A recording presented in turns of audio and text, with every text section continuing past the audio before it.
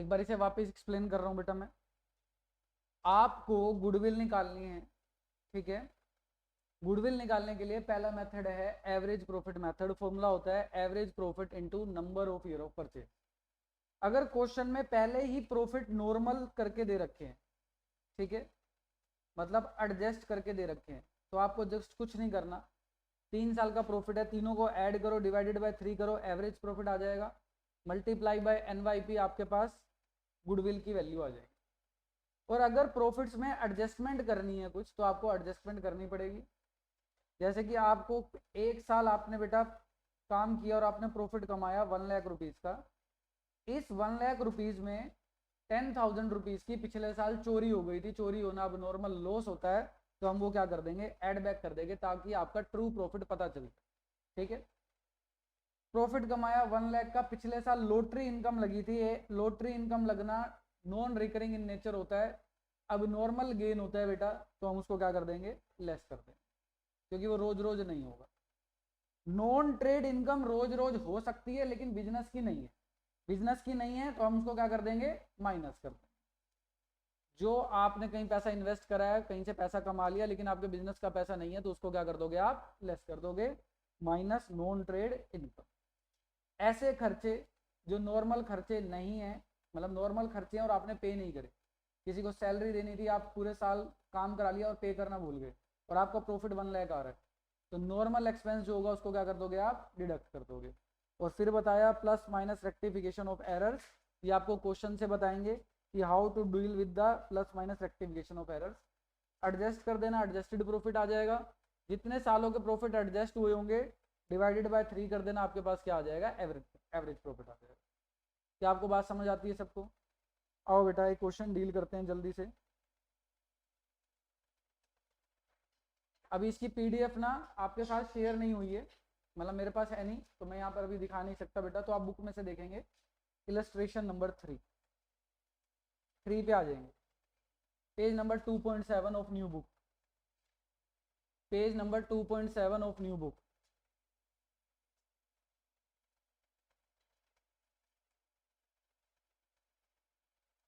Calculate the goodwill of the firm, कह रहे हैं गुडविल निकालो बेटा। क्वेश्चन में क्या क्या दे रखा है आप पढ़ सकते हैं। On the basis of 3 year purchase of average profit of the last 5 year, goodwill निकालनी है, एवरेज प्रॉफिट के बेस पे है, एवरेज प्रॉफिट लेना है लास्ट 5 ईयर्स का, और number of year of purchase कितने दे रखे हैं बताओ, क्वेश्चन है NYP इज 3 ईयर्स, तो एवरेज प्रॉफिट निकालते ही मल्टीप्लाई बाय 3 कर देंगे, आपके पास आंसर आ जाएगा। अब आपको जो प्रॉफिट दे रखे हैं 2013-14, 2014-15,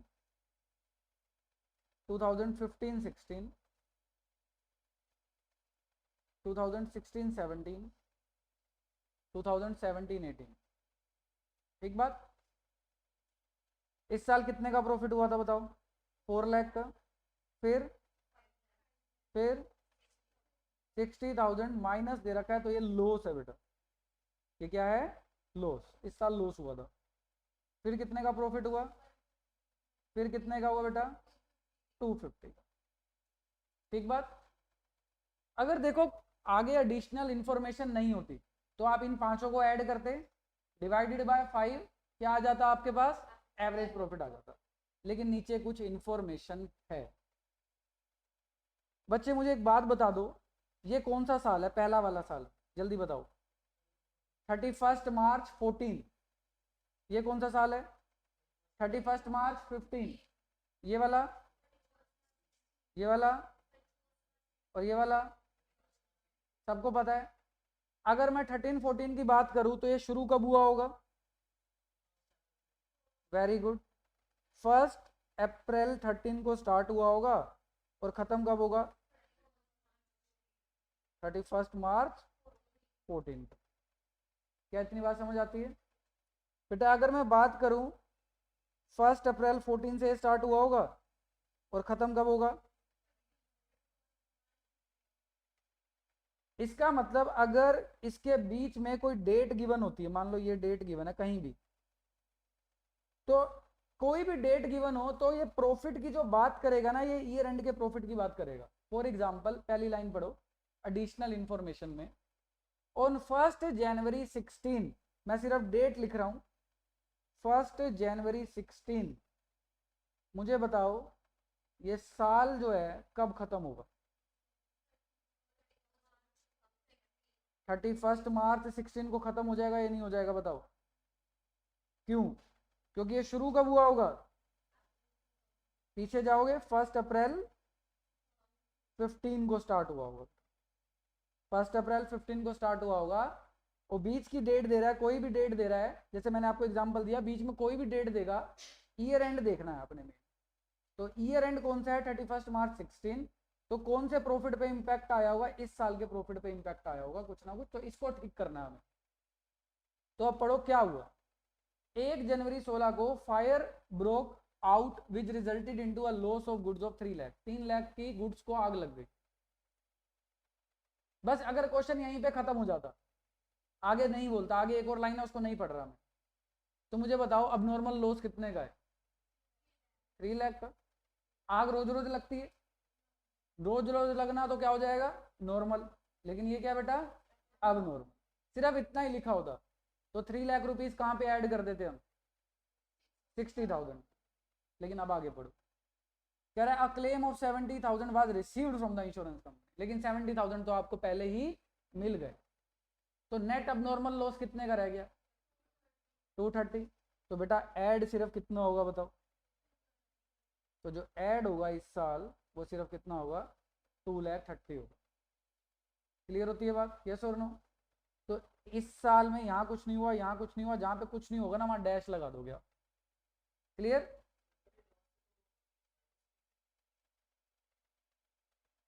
क्या लिखा है मैंने बेटा? पहले वाला पेज निकाल नोटबुक का।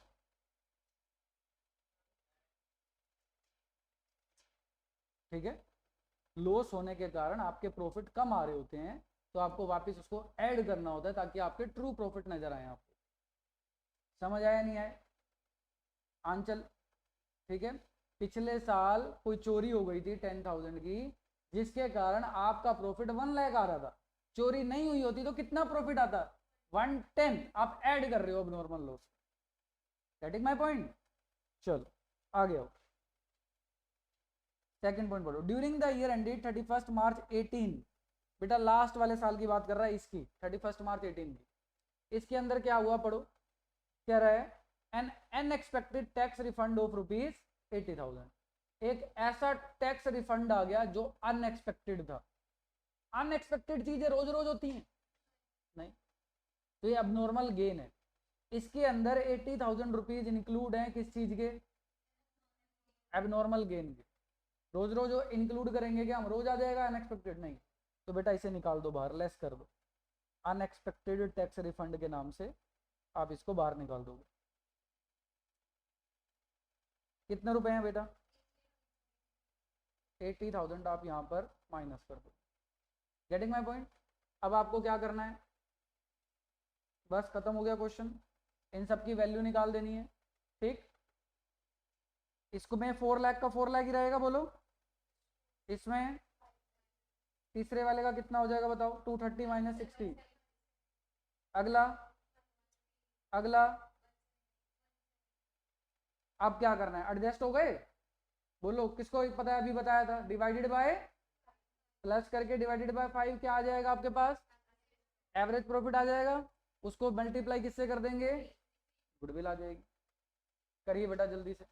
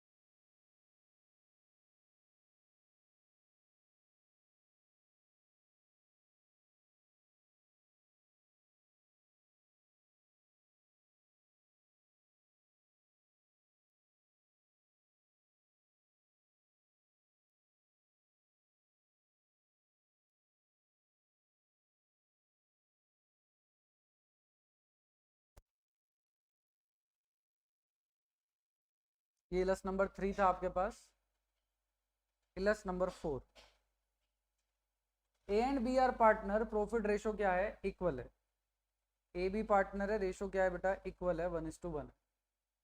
दे admitted C for equal share, C को एडमिट करा इक्वल शेयर के लिए, तो 1/3 के लिए बुलाया होगा बेटा।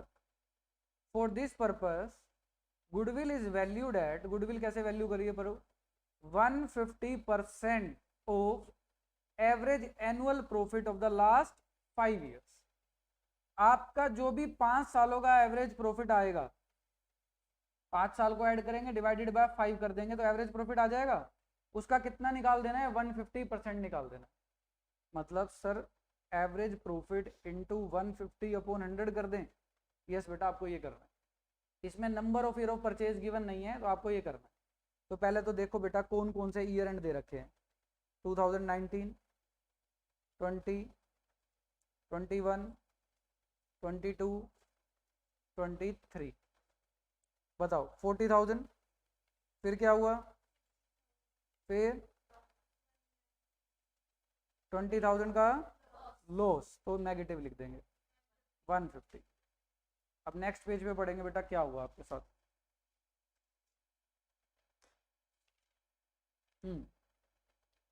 ड्यूरिंग द ईयर एंडेड 31 मार्च 2020, 31 मार्च 2020 वाली डेट कौन सी है बेटा, ये वाली, इस साल की बात कर रहा है वो। ध्यान रहेगा सबको, कैसे देखना है हमें। कहता है an asset whose value was ₹2 lakh, costing कितनी थी उसकी, ओरिजिनल कॉस्ट जब हमने खरीदा था कितने का था, 2 लाख का। बेटा किसी टाइम पे खरीदा होगा, वो 2 लाख की कोई एसेट थी जिसकी कॉस्ट थी। आज उसकी बुक में वैल्यू कितनी आ रही है, बुक वैल्यू मतलब बैलेंस शीट वैल्यू है आपके पास, कितनी है उसकी, 150 है। ठीक है, वाज सोल्ड फॉर ₹124। 150 की एसेट कितने में बिकी है बताओ, 124 में बिकी है। कितने का लॉस हुआ बेटा, 26,000, ये लॉस हुआ है। ठीक है बेटा, एक बात बताओ, बिजनेस के अंदर एसेट बेचना, देखो एसेट खरीदना एसेट बेचना कोई काम नहीं होता। ठीक है, मैं चेयर्स लेके आया हूँ आपको पढ़ाने के लिए लेके आऊँ, खरीदने बेचने के लिए नहीं लेके आया बेटा। ये खरीदना बेचने को बोलते हैं ट्रेडिंग एक्टिविटी। ठीक है, ये आपके पास बेटा बिजनेस का पार्ट नहीं है। ऐसा लॉस हो गया जो आपको नहीं होना चाहिए, रोज रोज का काम नहीं है बेटा। कितने का लॉस हुआ आपको बताओ, 26,000 का। तो इसे हम क्या कर देंगे, ऐड बैक कर देंगे। कौन से साल में, 2020 में। कितने रुपए का लॉस है बेटा, 26,000 का। ठीक बात। सेकंड पॉइंट पढ़ो, ऑन 1 अप्रैल 2021, डेट देखो बेटा 1 अप्रैल 2021, ये साल शुरू हुआ 1 अप्रैल ही डेट दे रखी है। बताओ ईयर एंड कब होगा, 31 मार्च 2022। इसका मतलब हमने इस साल का प्रॉफिट देखना है बेटा यहाँ पे। ठीक, पढ़ो, कंप्यूटर खरीदा 1 लाख का, were wrongly debited to travelling expenses account. Most important point लिखो इसको, सेकंड पॉइंट को।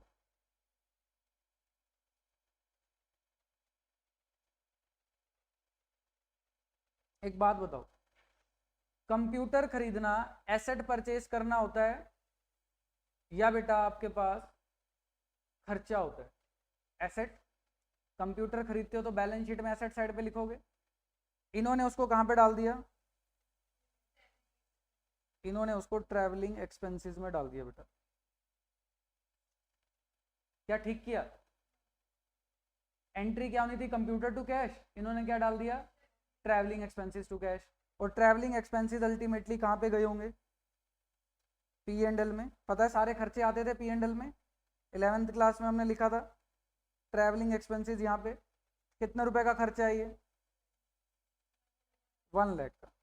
एक बात बताओ, ये 1 लाख का खर्चा यहाँ पे डाल दिया, तो हमारा इस साल 2022 में क्या आ रहा है, लॉस आ रहा है। कितने का, 20,000 का। लॉस यहीं पे लिखते थे पी एंड एल में, प्रॉफिट डेबिट साइड पे लिखते थे। याद आ गया सबको।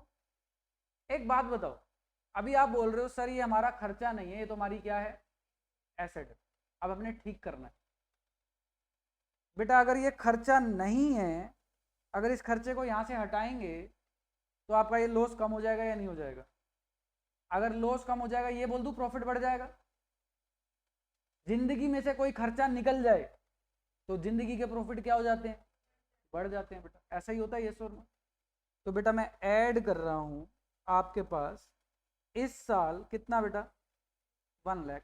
क्यों ऐड कर रहे हैं? क्योंकि सर ये खर्चा नहीं है, ये हमारी क्या है? एसेट है। जो बच्चे नोट कर रहे हैं ना, तो प्लीज बेटा समझ लो, इंपॉर्टेंट पॉइंट है। अगर सर ये हमारी एसेट है तो हम इसको अब कहां पर लिखेंगे? बैलेंस शीट में, यस और नो। तो कंप्यूटर में यहां लिखूंगा बेटा कितने का? 1 लाख। क्वेश्चन क्या बोल रहा था? इसके ऊपर क्या लगाना है? नीचे बढ़ो। अगर आप इसको एसेट मानोगे क्या लगाओगे आप? 20% का डेप्रीसिएशन। तो बच्चे एक बात बताओ, अगर मैं यहाँ 20,000 डेप्रीसिएशन लगा देता हूँ तो कितने का बचेगा? और ये डेप्रीसिएशन तो पी एंड एल में जाता है या नहीं जाता? तो ये पी एंड एल में आ जाएगा डेप्रीसिएशन यहाँ पर कितने का? अब बताओ, डेप्रीसिएशन पी एंड एल में आ गया, खर्चा आ गया, जिंदगी में कोई खर्चा आ गया, खर्चा आने से प्रॉफिट कम होता है या बढ़ता है? कम होता है। तो बेटा इस साल 20,000 रुपीज मेरे को क्या करने पड़ेंगे? लेस करना पड़ेगा। अभी खत्म नहीं हुआ, सुनो। आपने 2022 में एक चीज को एसेट मान लिया, अब उसको बेचा थोड़ा ना है। क्वेश्चन ने बोला है कि उसको बेच दिया, नहीं, वो अगले साल भी तो रहेगी आपके पास। तो अगले साल 80,000 का एसेट जाएगा आपके पास बैलेंस शीट में।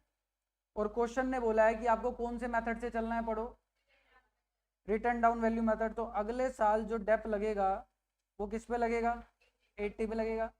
80,000 का 20% कितना आएगा बताओ? 16,000। तो अगले साल भी इसके ऊपर क्या लगेगा? डेप्रीसिएशन लगेगा। तो अगले साल कितना डेप लेस कर दूं बेटा? 16,000। अगर आप कोई एसेट लेके आ रहे हो, मान लो आपने 2022 में एसेट मानी होती, ठीक है, पहले वो खर्चा मान लिया था, अब एसेट बना रहे हो, तो कब कब डेप लगता है? इस साल भी लगता है, इस साल भी लगता है, इस साल भी लगता है, इस साल भी लगता है। जब तक बेचोगे नहीं तब तक आपके पास रहेगी वो एसेट, और हर साल उसके ऊपर क्या लगेगा? डेप्रीसिएशन। अभी क्वेश्चन में एसेट कब बनाया उसको हमने? 2022 में। तो 2022 में लगेगा, और अगला साल कौन सा है? उसमें लगेगा, बस। तो बेटा बस ऐड लेस कर दो जल्दी से, और एवरेज निकाल दो, सॉरी एडजस्टेड निकाल दो। एडजस्टेड प्रॉफिट जितना आएगा उसके बाद उसको क्या निकाल देना? एवरेज। एवरेज प्रॉफिट को किससे मल्टीप्लाई कर दोगे? 150 अपॉन 100 को, आपकी क्या आ जाएगी? गुडविल आ जाएगी। समझ गए? करो बेटा जल्दी से।